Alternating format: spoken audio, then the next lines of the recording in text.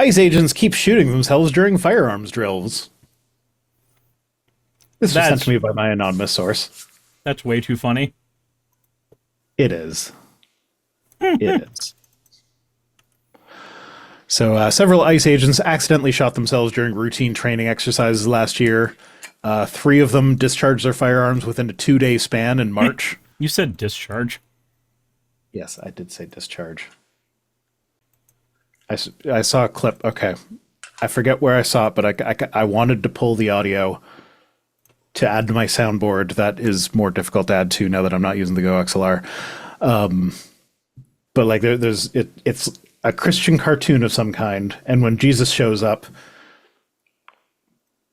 he says, "I have come," but the way the voice actor says it is, "I have come." So it makes it sound like he's got a handful of cum or something. I have. Behold. This is come. I have come. And so I wanted that clip for my Jesus Christ soundboard. Yeah, so each time they struck themselves in the leg while holstering their service weapon. So when they're putting their guns away, they keep shooting themselves in the legs.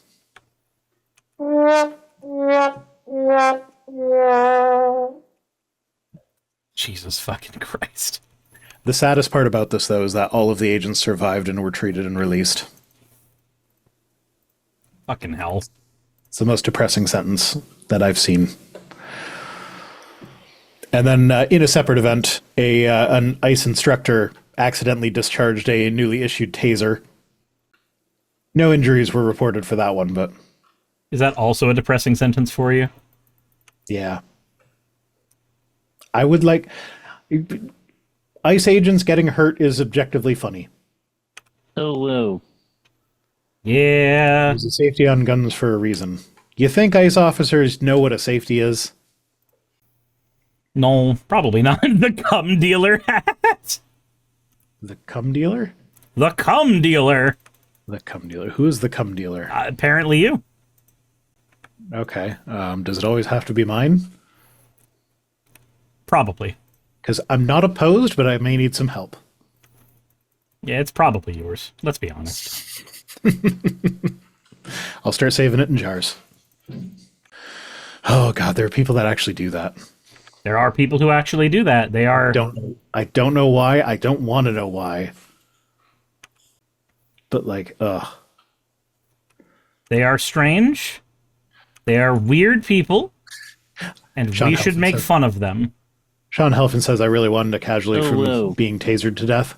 So, good news on that front. You remember January 6th? There was that guy that accidentally tased himself in the balls to death. I don't remember that. You don't remember that? No, I don't. So it did end up not being entirely accurate. He did die from his own taser. But the rumor going around was that he was trying to put it in his pants like a cool movie thing or whatever, and he accidentally tased himself in the balls. That last part ended up not being true, but I don't care. He tased himself to death. May as well say he did it in the balls. Yeah. Livy Williams says, seriously, where do they get these people?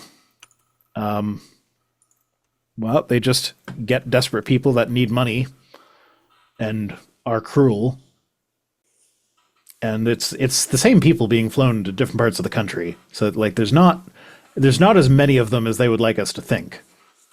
But there are too many of them. Far too many.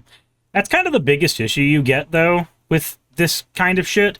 Because like we will always ask ourselves the question, how did this happen? How could anybody let this happen? How do you become this cruel of a person? Like we have a million ways to go about asking those questions, but usually the answer is some variation of people are desperate and people are cruel. And if you can, what was the phrase that came out of the Nuremberg trials? It was the banality of evil. Banality of evil. Yes. Yeah. That's what it is. It's like the sad fact of reality is that these are they're probably not psychopaths. They honestly see immigrants as less than human. Have you seen the videos from that guy that has a fake ICE reporting hotline? No, I haven't, but I have heard of it. We covered it on the channel for a little while ago, and like there is a chance, like right, there is a chance that it is fake, but at the same time, everything that the people tend to say on that hotline are things that I have seen uttered elsewhere on the internet. So either it's pose, which we've already had our discussion on pose law before. I don't see a discernible difference between a Poe and a like real true blue actor. I think that one is a lightning rod for the behaviors of the other, and therefore, it's just not much fucking difference to me. So, on the one hand, maybe a lot of these are fake. On the other hand, I'm not seeing all the hallmarks that make me give a shit. Yeah. Yeah. But, yeah, no, it's just, like, for the most part, these are probably fairly ordinary people that have just bought into all the propaganda. They don't believe that immigrants are human. They see them as less than human. So it's not that they don't have empathy, it's that they don't see these human beings as human beings. And that allows them to do these cruel things to them that they wouldn't otherwise do. Now, I would argue that still makes them bad people, because, like, I don't see gerbils as human beings, but I wouldn't treat a pet gerbil the way these people treat immigrants. Yeah. So, like, the thing is, whether or not they see people as human, all that changes is how you have to address it conversationally. But the end result of it is still a lack of empathy. Like, the mechanics end up being the same. We're just changing some window dressing. Yeah, but there's also an issue with pathologizing something like this. 'Cause, like, I'm sure there are psychopaths among them, like people with legitimate antisocial personality disorder, but I don't think it's all of them. Yeah, but that's why I'm not. So, okay. But that's the thing, though. There are people with antisocial personality disorder that can actually do okay in society and don't turn into ICE agents. So I feel like that is almost like that's doing the thing where, like, all people that have this stigmatized disorder are bad people, and I don't like that. Okay, so I feel like maybe what I said might not gotten lost to the weeds, but like may have been misunderstood there. Because what I was saying is that if you don't see those people as people, like immigrants as people, you end up not having empathy for them. And if you also just simply don't have empathy for people, these things can manifest in the exact same way. Now, granted, I did say these things manifest the same way, so I don't care. So maybe that's where it looks like I'm doing the thing like, hey, if you have sociopathy, you are guaranteed to do these terrible behaviors, and that is stigmatizing. So yeah, I guess I did make that mistake in that turn of phrase. Okay. I think a large portion of them are either believing in the rapture and they are on the good side.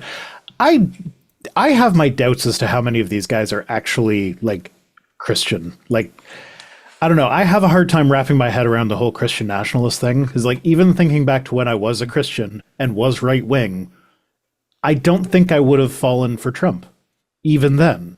So, Frank Turek. Frank Turek has done a non-zero amount of posts that are very, very pro-Christian nationalism. Frank Turek spoke at Charlie Kirk's funeral?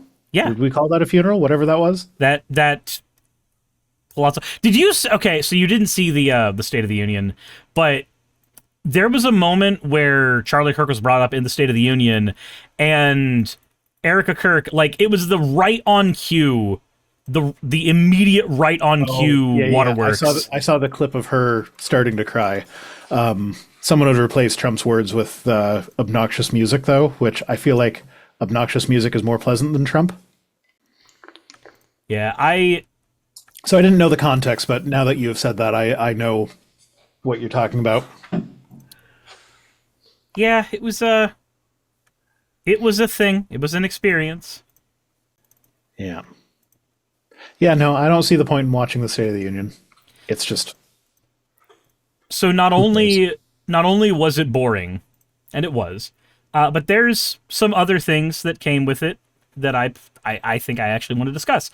One of those things is that I feel bad for my editor, because my editor had to watch the State of the Union, then she had to edit my video about the State of the Union, and then, after that, she had to edit Riverboat Jack's video about the State of the Union.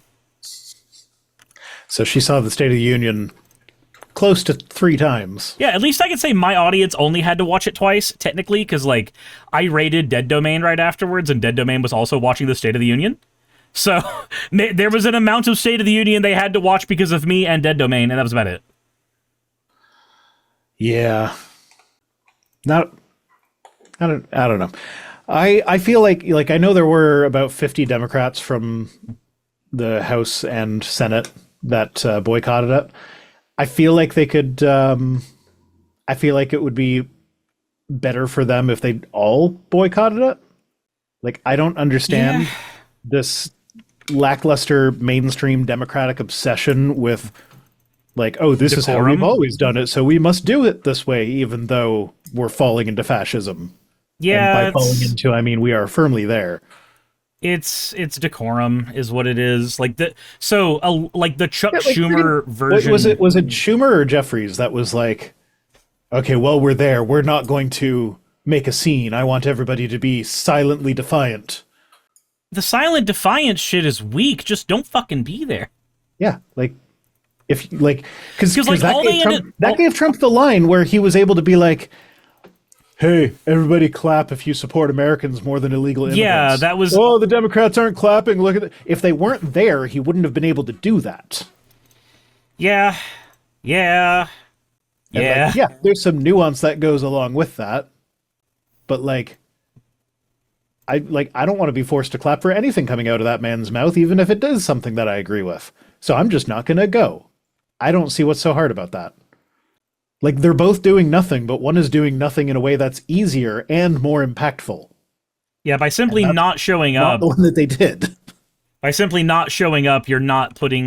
So we can agree that both things, having the conversation outside of the State of the Union area and being there for the State of the Union, we can agree that both of these things don't have an impact on Trump or his regime.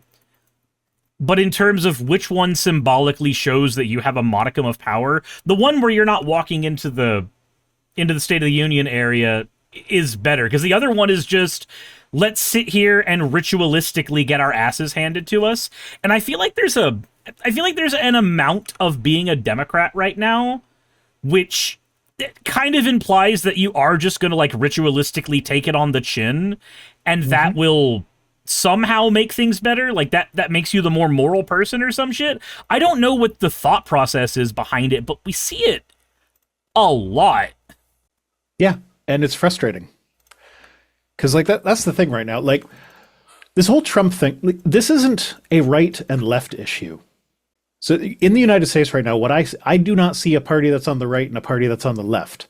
I see a party that is a cult, a party that is on the right, and there is a wing of the party on the right, the Democratic Socialists, that are more towards the left. Mm-hmm. So you have a 2-party system, but one of the parties is now a cult. Sylvie, thank you for gifting a sub. Yeah, I can agree with that. And it's not encouraging, because I don't think the Democrats are even left of center anymore. They are on the right. It's moderately right, but it's still right. The longer you get the Chuck Schumer Democrats acting like the Chuck Schumer Democrats, the worse that's going to be. Uh-huh. Anyway, did you hear about the potential assassination attempt? I heard that it happened, and I saw that nobody gave a shit. Well, so here's my thing, though. Like, they're not calling it an assassination attempt. I don't want to preemptively label it that, but, like, some guy busted into Mar-a-Lago with a loaded gun. Well, they didn't say whether or not the gun was loaded. I would assume it's loaded. He busted in with a shotgun and a gas can. And he got himself shot by the police by pointing his gun at the police. And, like, I have a hard time seeing that as anything but an assassination attempt. Yeah? And so there's a few things I want to discuss with this. First off, the White House hosted an event that they called the National Angel Family Day, which honors victims killed by undocumented migrants. So, like, Fucking fuck your face, that's a stupid premise for an event. yep. But also, at this event that is ostensibly for providing support for families that are going through a tragedy, Trump made it about him because he is Trump. Yeah, he makes everything about Like, him. At the thing, he said, you read all about those crazy shooters, but they only go after consequential presidents. They don't go after non-consequential presidents. So he goes to an event that is supposed to be showing empathy for a bunch of people who are going through a tragedy, and he turns it around and is like, look at how important I am. I'm the most important special boy in the world. Yeah, he does that with everything. It's fucking annoying. It is. He did it so much. So like there was a bit during the address where I was like, man, he isn't making this all about him. That's surprising. And then he fucking and then he went back and started making it all about him. It was a very nice 10 seconds. It was great. Yeah. And okay. So the other thing I want to talk about this with is I pulled this article specifically to get the Trump quote at this thing to show him being a selfish douchebag who has zero empathy for anyone. But it was actually surprisingly hard to find out, like, because this one's talking about the guy's motives, why he might have done this, what do we know about him or anything. Nowhere in this article does it mention that the guy who the police shot because he brought a gun to Mar-a-Lago, nowhere does it mention that his friends, when asked about it, they told all the news outlets that he is an avid Trump supporter, or was an avid Trump supporter. And the thing that set him off was the Epstein files. He was very passionate about the release of the files and was very upset that Trump was not, or that Trump seemed to be hiding things about it and was implicated by them. So he was an always Trumper until Trump trumped. Yes. So I don't know why that is not coming up frequently in the news articles, but this is one of those things where, like, Trump has not, like, if this is an attempted assassination, which Trump seems to think it is, but if that's what this is, then that makes 3 for 3 now. Trump supporters trying to assassinate Trump. It's the radical left. Which side is it that's violent again? It's the radical left. We're not the ones trying to kill the president. It's the radical left. I mean, don't get me wrong, if he succeeded, I would be happy about it. It's the radical left. But we're not the ones doing it. It's gotta be. It's always them. They say it's not them, but it's always them every single time. Every time. You have no idea. Yeah, it just ends up being demonstrably not them. But who cares? They fucking lied about what our eyes were showing us with the Alex Preddy and Renee Good shit. So why would this be any different? Don't believe the evidence of your eyes. Your eyes can lie. Trump would never lie, though. Get Trump eyes. Trump eyes don't lie. You can get them now for a low payment of $500. Yep. You'll get it with your Trump phone. I promise. Also, keep in mind, like, when was the last, like, before Trump's run for second term, when was the last attempted assassination of a president? It's just, I don't know, actually. I don't think it ever happened to Biden. I don't think it happened to Trump in his first term. I don't think it happened to Obama. George Bush had the shoe thrown at him. I don't know that I would call that an attempted assassination. You know, conspiracy theory hat, maybe there actually have been more attempted assassinations than we know, but because not all of our previous presidents have been media-brained. You know what? I'm not going to say that that's conspiracy hat. That is just the way he seems to operate. Like, Trump will... He put people in charge of things that their first instinct is to post it to Twitter. Yeah, so I'm going to be honest. As much as I want to say that more assassination attempts have happened to him, it's more truthful to say more that we know of, but that doesn't mean that that's really what the case is. Yeah, but that's also just speculation. So, like, even assuming you're correct, the only ones we know about are the ones against Trump. Yeah. The only verifiable ones are the ones against Trump. In my lifetime, anyway. Like, it depends. Reagan got shot once, didn't he? When did that happen? Now we reach the most interesting part of the stream. Rhino does some Googling. Yep, every time. 1981. So yeah, that's before my time. So the last attempted assassination of a U.S. president that we can think of, sometime between 1981 and 1989. Thanks for that. So the last attempted assassination of a president that we can think of that actually got media coverage was before either of us were alive, and Trump's had 3, and all of them are Trump supporters, or I guess former Trump supporter is an appropriate qualifier there. Because I can't say that of like whatever else you might say about the people trying to assassinate him, I don't think you can say they still support him when they're trying to kill him. So Olivia says there were a lot of plots to assassinate Obama. Yeah, plots that were like foiled before any steps were actually taken, right? Because for Trump, it's 3 where like people were either apprehended with guns or got shots off at the guy or were killed in the attempt. Like there's a difference between that and they arrested a bunch of people that were committing conspiracy. So, yeah. It's just weird that his own supporters are the ones that seem to most want him dead. Yeah. Jeez. Okay. I'm so tired, man. Hey, you made it to the end. I want to give an extra thanks to the patrons who allow me to do this full time. I want to thank Aaron Rail, Astral, Blitzkrieg, Jemshin, Poundini, Red Joker, Victoria, Jonas, Craig, Tarika, Fireshard, Smiling GM, John, Dren Hadamada, Creeper, Sagitta, you know I'm not saying that last part, Sylvie Snow, Valis of Seraph, Ottoman Angel, Rooster Rachel, and Fire Panda, who are all my $20 and up patrons.